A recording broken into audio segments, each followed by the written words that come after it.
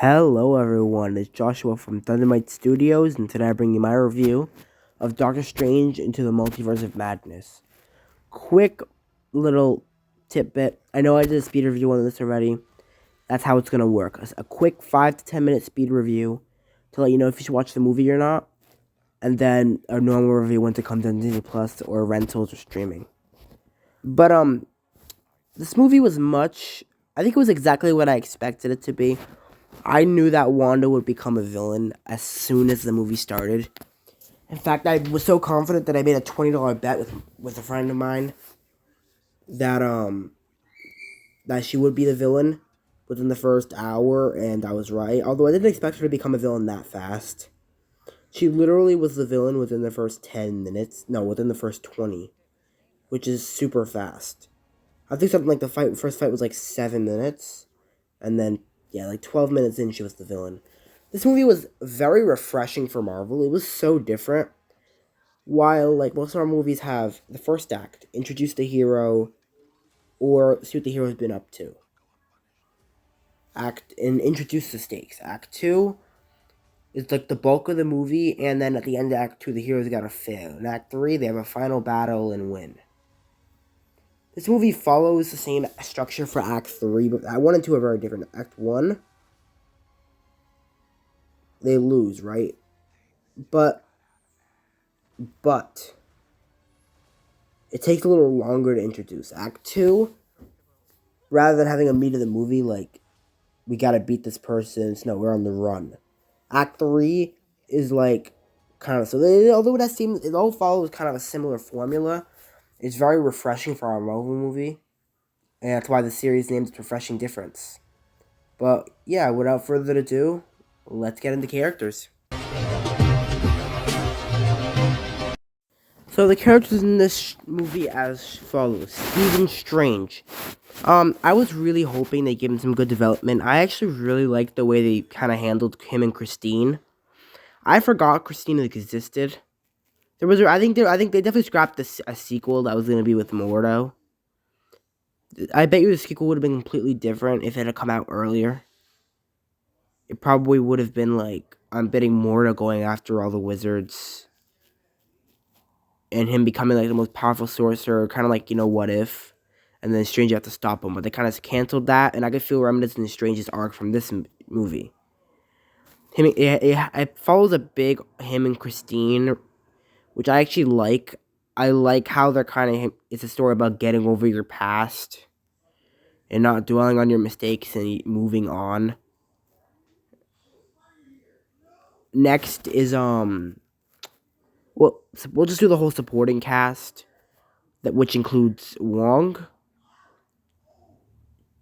I guess it's just Wong. Wong, in my opinion, in this movie was pretty good as well. I like how they gave him a girlfriend for about a minute and a half, then killed her off. It's whatever, though. I like the way they handled Scarlet Witch. Ooh, I gotta have a chat about Scarlet Witch. I did not like... I am so mixed on the way they handled her in this movie. For one, I love I love the idea of her still going after her kids, and I love the idea of her being corrupted by the Darkhold. It's kind of poetic. I hate how she went full-on villain. Like, why didn't they turn her full-on villain in this movie? Why did she have to start with full-on villain? I would have liked if they had gone with what the trailers were going to tell you, and that, Bad Strange should have been the real bad guy, and then you would have had, Wanda turn because Bad Strange convinces her, which I think would have been really good.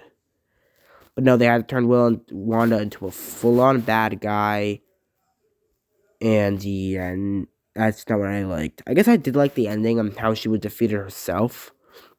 I like how they didn't have an all-out fight. Rather than having an all-out fight, they just convinced Wanda that she was wrong, which I guess it's probably my favorite part about Wanda in this movie. Overall, I like the way they handled Wanda, although I really wish they had handled Wanda differently. Next, Chavez. I like Chavez in this movie, honestly. She's played by Xochitl Gomez. Great actor. I think for an MCU debut actor is one of the best I've seen. Tom Holland and Tom Holland's the only person that's about our age that I've seen do so well in the MCU. Even Miss Marvel actor has some problems. But overall, I liked her character a lot too, and how her powers are triggered by fear and by danger. I liked how she was the death of her two moms. I like how what else I like about it? I like her character design in general too. It's really faithful to the comics. I'm surprised no one's talking about that. Of course, I don't care if it's faithful to the comics. I've talked about this before and how the comic stands, which if you didn't know is people that only like something if it's based on the comics, which I will kill you if you do. Movies and comics are completely different. Comics are a good medium on their own. They don't need to be transferred into movies. But overall, I like Chavez in this movie. I can't wait to see where she'll be going. It'll be really interesting.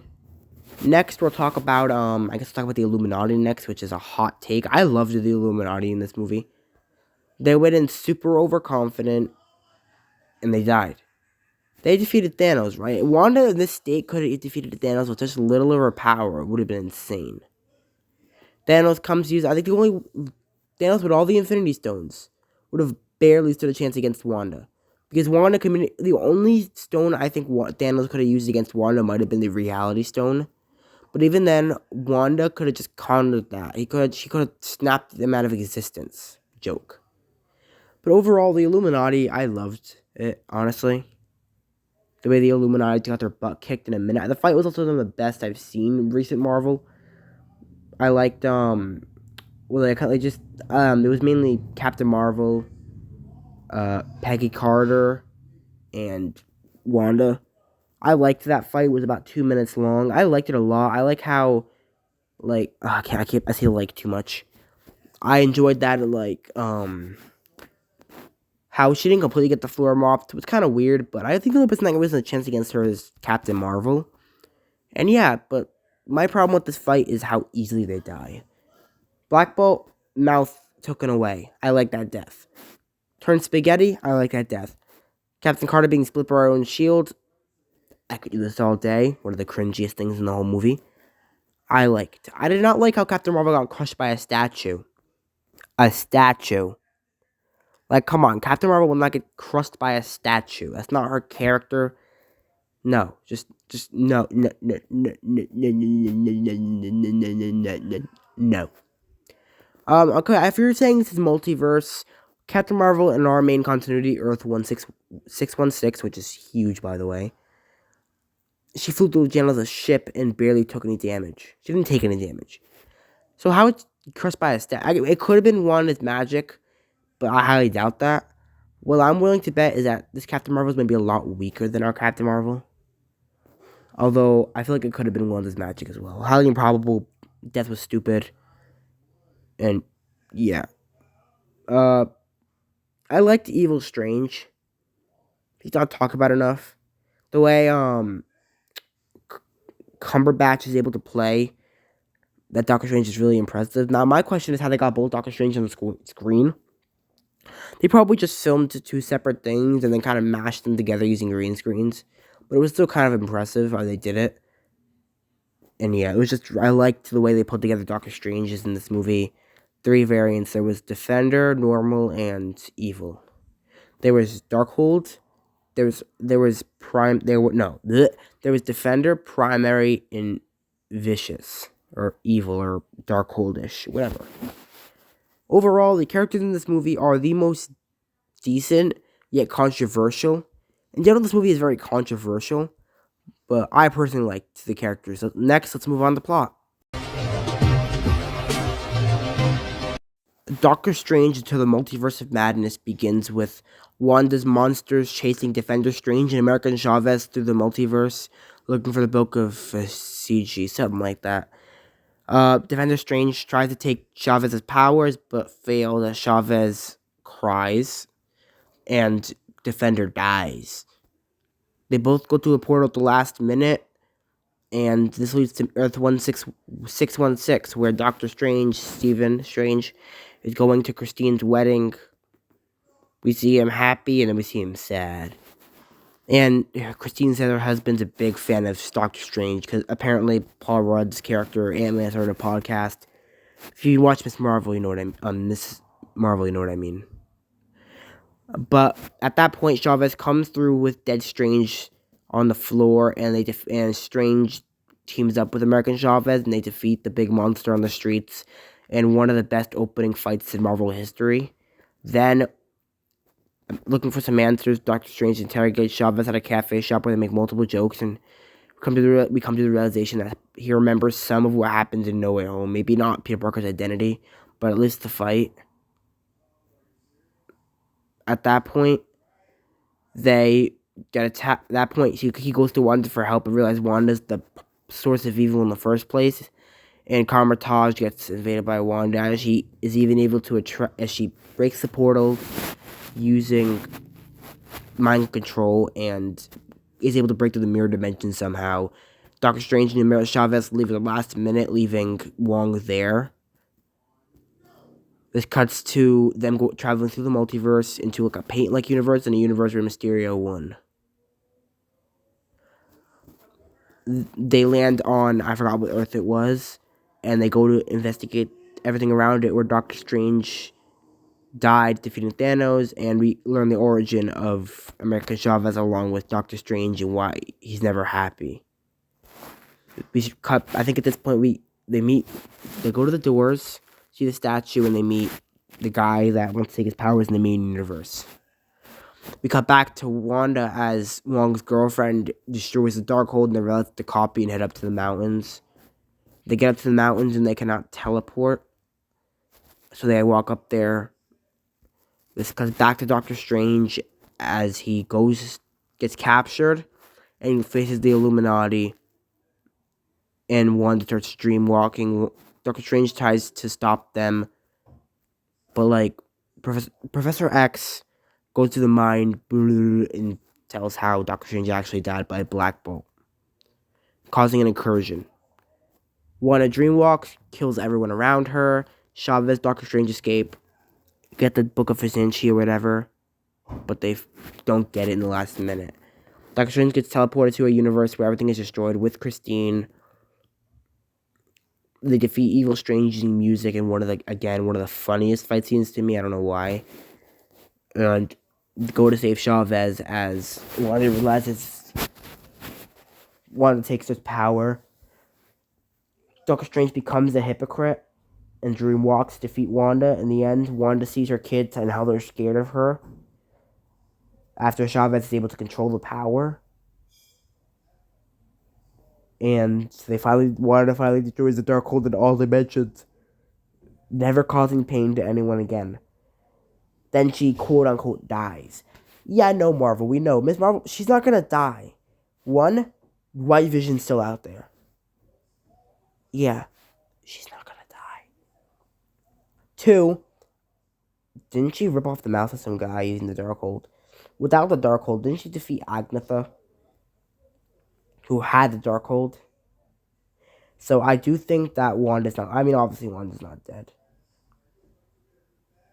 What did I think about this movie? My very unenthusiastic talking about it. I loved this movie. I was so hyped for it. It definitely delivered on my expectations, and I thought it was really, really good. Criticism about the plot, I feel like it's really cringe in certain parts, like, I can do this all day. Which, like, at the end of the day, is a Sam Raimi type style he likes to use. He's more horrorish with a little bit of cringe or cheesiness. Like, cringe is bad, cheesy is good. I liked the cheesiness of this movie. I thought it balanced itself really well with serious moments. Like, you got the Spider-Man jokes at the beginning of the movie, and then you got stuff like Wanda killing 7 people. And it doesn't feel like a drastic change. It still feels like the same tone. Another criticism I have about the plot, I would say, is that they didn't spend enough time inside the multiverse. They went to 3 universes, and one of them they went to 2 different universes.